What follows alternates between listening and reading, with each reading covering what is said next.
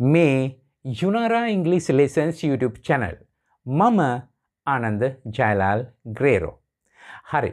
අපි යනවා අද පාඩමට වචනය remember ක්‍රියාපදය remember මතක තියාගන්නවා කියන ක්‍රියාපදය. හැබැයි commands වලට එනකොට ඕකේ අර්ථය මේ විදිහට වෙනස් වෙනවා. මතක තියාගන්න remember මතක තියාගන්න. අපි මෙහෙම බැලුවොත් remember it මොකද්ද තේරුම? remember it මතක තියාගන්න එක. remember it මතක තියාගන්න එක. remember it well මොකක්ද ඒ කියන්නේ? remember it well මතක තියාගන්න ඒක. මතක තියාගන්න remember it ඒක well හොඳින්. remember it well මතක තියාගන්න එක හොඳින්. මොකක් හරි සිද්ධියක් වෙච්ච දවසක් ගැන මතක් කරලා අපි කියනවා මෙහෙම remember that day මතක තියාගන්න ඒ දවස. සමහර වෙලාවට ඉස්සරහ දවසක් වෙන්නත් පුළුවන් නේ. remember that day මතක තියාගන්න ඒ දවස. remember this මතක තියාගන්න මේක. remember this මතක තියාගන්න මේ නම්බරය. කොහොමද අපි කියන්නේ? මතක තියාගන්න මේ නම්බරය. remember this number මතක තියාගන්න මේ නම්බරය. remember this sentence මතක තියාගන්න මේ වාක්‍ය. remember this sentence මතක තියාගන්න මේ නම.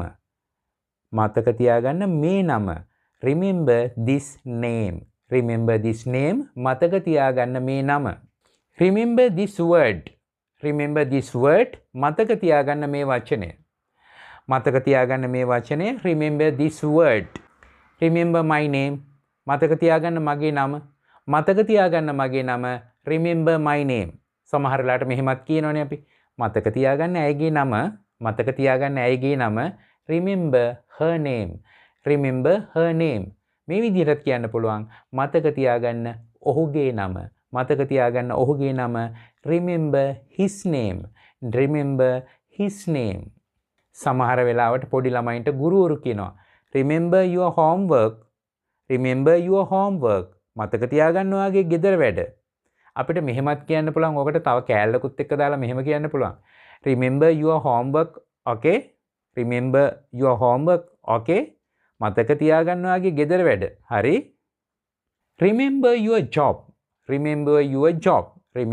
job. මොකද්ද මේකේ අදහස? මතක තියාගන්න ඔයාගේ වැඩේ. මොකක් හරි වැඩක් තියෙනවා කරන්න යාට. remember your job මතක තියාගන්න ඔයාගේ වැඩේ. job කියන වචනේ රැකියාවටත් කියනවා, වැඩේ කියන අදහසටත් අපි job කියන වචනේ පාවිච්චි කරනවා. remember one thing මතක තියාගන්න එක දෙයක්. remember one thing. remember everything මතක තියාගන්න හැමදේම. remember everything.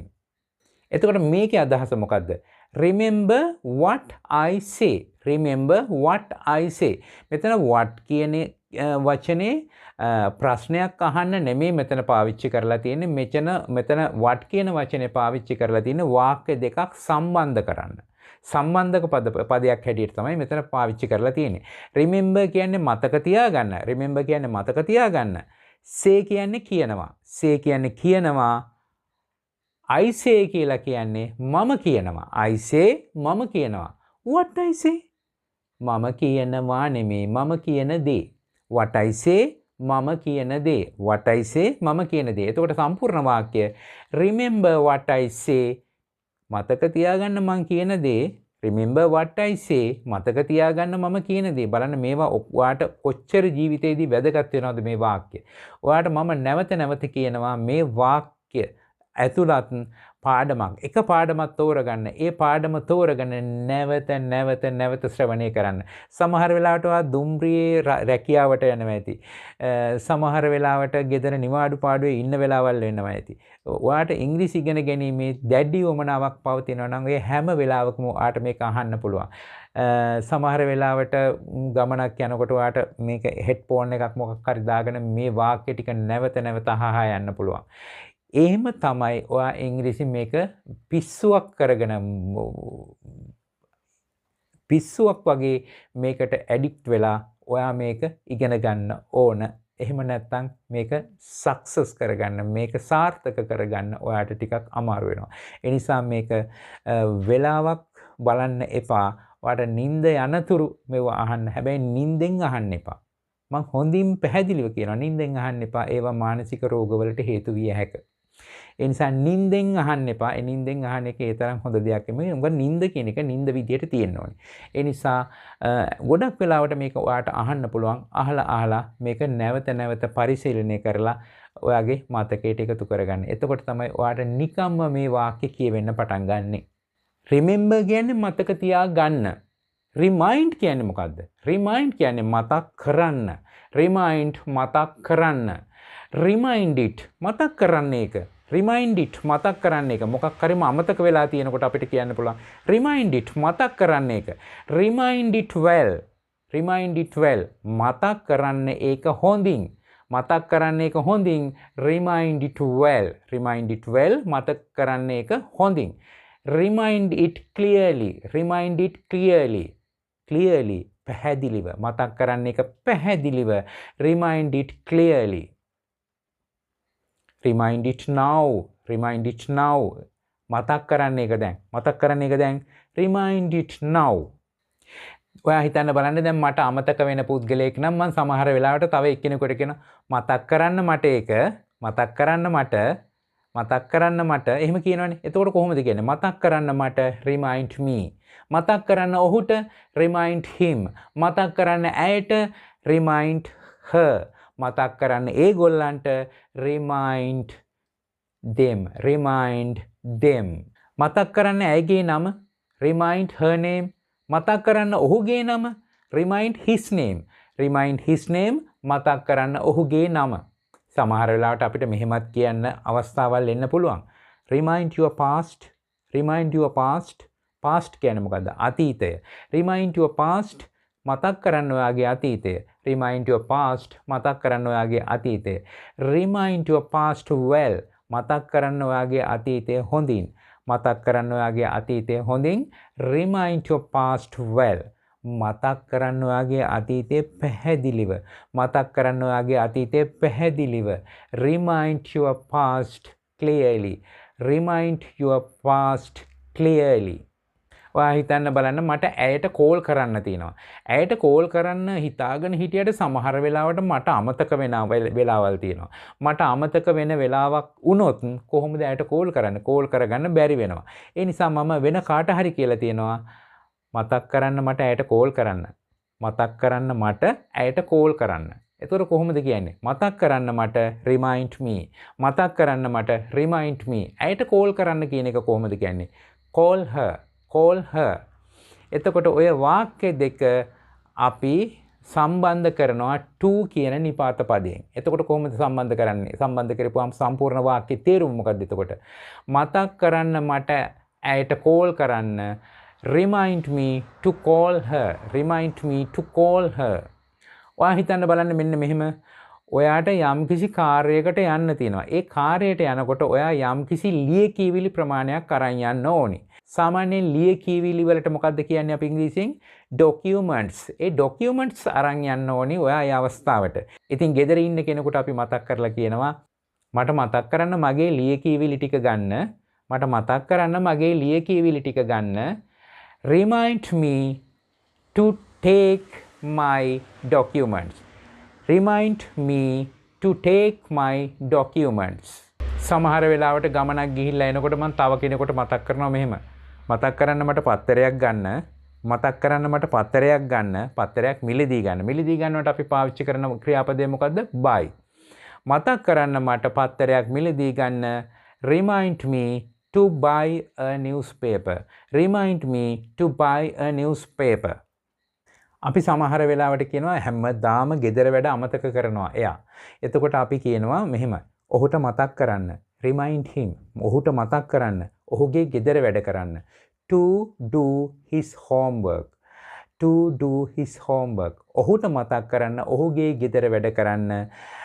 remind him to do his homework. remind him to do his homework. remind කියන ක්‍රියාපදයට එක්ක තමයි අපි ඒ commands ටික හැදුවේ. දැන් අපි කමාන්ඩ්ස් ටිකක් හදනවා remove කියන ක්‍රියාපදයට එක්ක. remove කියන ක්‍රියාපදයට එක්ක. remove කියන ක්‍රියාපදයේ අර්ථය මොකද්ද? ඉවත් කරනවා කියන අදහස තමයි. ඉවත් කරනවා කියන අදහස තමයි remove කියන එකේ අදහස වෙන්නේ. හැබැයි කමාන්ඩ්ස් වලට එනකොට remove කියන එකේ අදහස ඉවත් කරන්න කියන අදහසට වෙනස් වෙනවා. ඉවත් කරන්න remove. හරි. ඉවත් කරන්න ඒක remove it. ඉවත් කරන්න ඒක remove it. ඉවත් කරන්න ඒක හොඳින්. remove it well. remove it well. remove it well. ඉවත් කරන්න ඒක හොඳින්. remove it now. ඉවත් කරන්න ඒක දැන්. remove it now. ඉවත් කරන්න ඒක දැන්. එතකොට මෙහෙම කිව්වොත් මොකක්ද අදහස? remove the ash. remove the ash. ash කියන්නේ මොකද්ද? අලු කියන අදහසට. අපි කියන්නේ ලිපේ තියෙන අලු තියෙන්නේ. ඒ අලු වලට අපිට කියන්න පුළුවන් ash කියලා. එතකොට remove the ash කියලා කියන්නේ ඉවත් කරන්න අලු ටික. ඉවත් කරන්න අලු ටික remove the ash. දැන් කොහෙන්ද අලු ටික ඉවත් කරන්න ඕනේ? ලිපෙන් ඉවත් කරන්න ඕනේ. ලිපට ඉංග්‍රීසියෙන් කියන්නේ මොකද්ද? ලිපට ඉංග්‍රීසියෙන් කියන වචනය පොඩ්ඩක් මතක තියාගන්නත් එක්ක මම මේක කියන්නේ හදවතට කියන්නේ මොකද්ද? හදවතට කියන්නේ heart කියලා. heart කියලා. ඒ heart කියන වචනේ අගට එච්චකුරක් දැම්මනම් heart කියලා වචනයක් හැදෙනවා.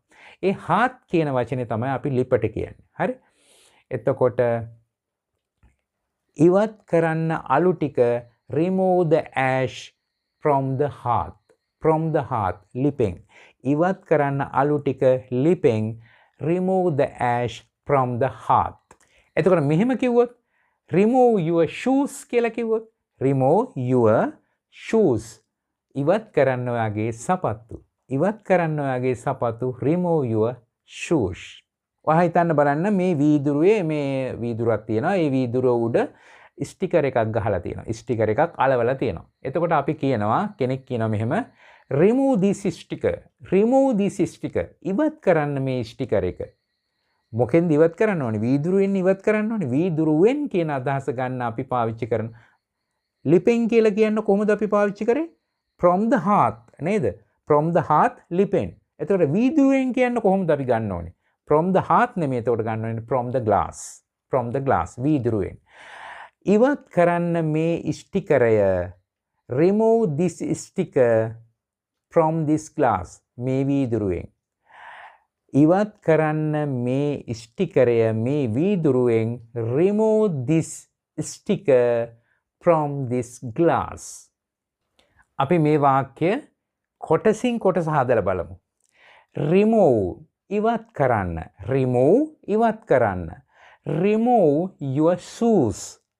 ඉවත් කරන්න ඔයාගේ සපත්තු. remove your shoes. ඉවත් කරන්න ඔයාගේ සපත්තු. අපි ඔකට තව එකක් එකතු කරනවා මේ විදිහට. remove your shoes and hats. remove your shoes and hats. මොකද්ද මේකේ අදහස? ඉවත් කරන්න ඔයාගේ සපත්තු සහ හිස් වැසුම්. මොන වගේ වෙලාවල් වලටද මේක ඉවත් කරන්න ඕනේ? remove your shoes and hats when you enter a temple. when you enter a temple. ඉවත් කරන්න ඔයාගේ සපත්තු සහ හිස් වැසුම් ඔයා පන්සලකට ඇතුළු වන විට. remove your shoes and hats when you enter a temple. ඔයා හිතන්න බලන්න මෙන්න මෙහෙම. යම් කිසි කෙනෙක් මගේ කරට අත දාගෙන ඉන්නවා. මට ඒක කරදරයක්. මං කැමති නෑ ඒකට. එතකොට මං එයාට කියනවා මෙහෙම remove your hand. ඉවත් කරන්න ඔයාගේ අත. remove your hand. ඉවත් කරන්න ඔයාගේ අත from my shoulder. from my shoulder. මගේ උරහිසෙන්. ඉවත් කරන්න ඔයාගේ අත මගේ උරහිසෙන්. remove your hand from my shoulder. හරි. මේ පාඩමෙන් අපි අද සමුගන්නවා ඊළඟ පාඩමෙන් හමු වෙනතුරු. එහෙනම් ඔයාට සුබ දවසක්.